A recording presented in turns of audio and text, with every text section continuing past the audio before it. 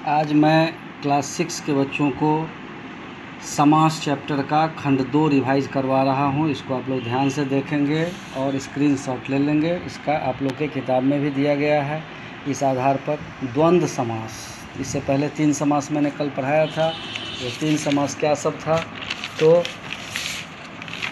उसमें था तत्पुरुष समास, कर्मधारय समास और द्विगु समास। ये 3 समास मैंने कल पढ़ा दिया था। आज मैं पढ़ाने जा रहा हूँ आपको द्वंद्व समास। ये द्वंद्व समास क्या है, तो द्वंद्व समास दोनों ही पद प्रधान हो तथा जिसका विग्रह करने पर दोनों ही पद प्रधान हो तथा जिसका विग्रह करने पर योजक दिखाई दे, उसे हम योजक दिखाई दे एवं शब्द बनने पर योजक का चिन्ह स्पष्ट हो, उसको हम द्वंद्व समास कहते हैं।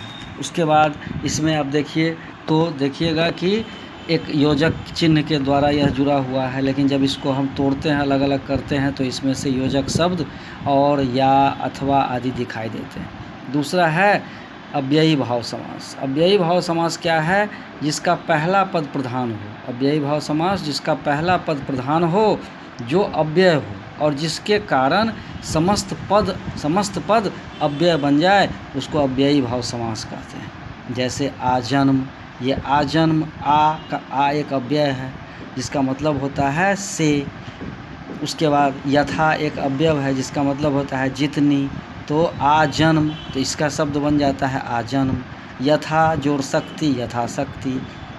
तो इस तरह से ये अव्ययी भाव समास है।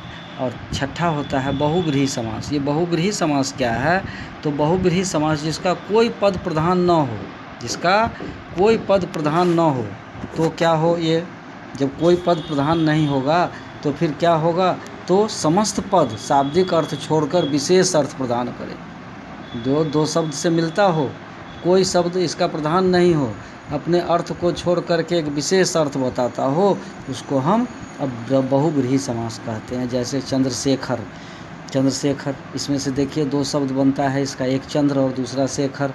तो चंद्र शिखर, तो जिसके शिखर पर, जिसके माथे पर चंद्रमा हो, तो वहाँ हम देखते हैं भगवान शिव हमको दिखाई देते हैं। दूसरा है प्रधानमंत्री, मंत्री में जो प्रधान हो, यह भी एक पद विशेष का गरिमा वाला पद है, इसलिए।